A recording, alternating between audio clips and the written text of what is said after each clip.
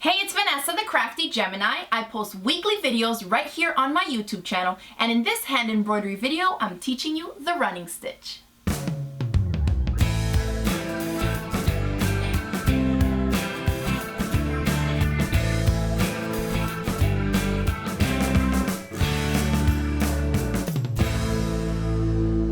Alright, so in this video, you're going to learn how to do the running stitch. It's great for outlining, and it's a perfect beginner stitch to start with.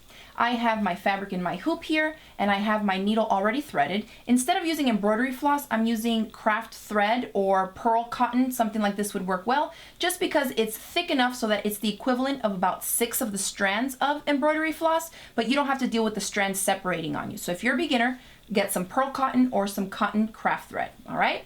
So we're going to be doing the running stitch, which is often done in a line, but you can also do it in other shapes. But I'm going to teach you the basics of it. And for that, if you want to keep a straight line so you have a guide to follow, just take a ruler and a fabric marking pen and draw yourself a straight line. That way you have a visual guide now that you can follow with your stitches. Okay, but this can also be done freehand like I did in this sample. So we're going to start. I have my knot already on the end of my thread here, and we're going to start on one end of it and come up from the back. So behind the hoop, bring it up. Then you're just going to take a bite into the fabric depending on how long you want your stitches to be. So you can make them really small or bigger or whatever you want. And I'm just poking it straight through, pulling my thread. Now when we come back up from the back, I'm going to leave a little space right here. So I'm not going to come up right close to it. I'm going to leave a little space. And you can change that up if you want them to be really close. You can do that as well. But I kind of like to have that in and out look so that each stitch is clearly pronounced. And then you just go in whatever the length of the stitches that you want to do. Skip a little space, come up from the back. Again, pull it. Take a bite, however long you want your stitch to be.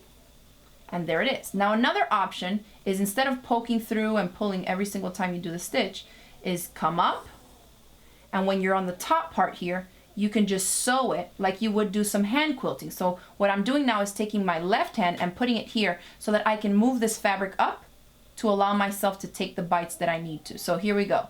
The thread is coming out from here. I'm going to take the bite however long I want my stitch to be, and then underneath I'm pushing the needle on the fabric so I can take a bite into it and have the needle come out on the other end. You see that? That space right there is going to determine the space between my stitches.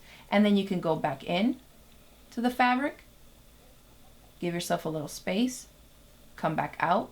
And so this is called loading up the needle with stitches. So this is how I would do some hand quilting, okay? And once you have about 2 or 3 stitches, just go ahead and pull it, and you can see that you're getting a few more stitches done at a time. And that's it. That's the running stitch. Definitely I would recommend that you do some samples, practice it, play around, and find yourself some designs that are going to allow you to use the running stitch to complete your embroidery project. One great resource is this book called Stitch Style by Indigo Junction. There's a lot of different designs in here that you can do following the running stitch, okay? These little circles, anything with straight lines, you can also do them in curves. The trick to getting the running stitch to look good around curved areas is to make the stitches smaller, all right? So instead of making them so long, make them shorter and smaller around your curve. And that's all there is to the running stitch. So here's a sample line of the running stitches, and I'm going to show you now how to tie it off. So you're going to take your last stitch, bring that needle to the back. So on the front it looks like that. Now we're going to flip the embroidery hoop over, and we're going to tie it off on the back. What I do is I usually will just grab a couple of whatever stitches I have exposed back here. So in this case, this is my nearest one. I'm going to run the needle under that stitch and pull this. And then I go through it again. And now you see as I have a loop here that's left without me pulling it all the way through. Don't pull it all the way tight so it closes up again. Leave yourself a loop and then bring that needle through that loop once and through the loop twice. And then just tug on it till you get it nice and snug. And then you can just cut it off. And that's nice and secure. It's not going anywhere. And you have your finished stitch line. So we have a full line of our stitches here. It looks great from beginning to end. You see no knots on the front. And now just go ahead and give yourself some practice.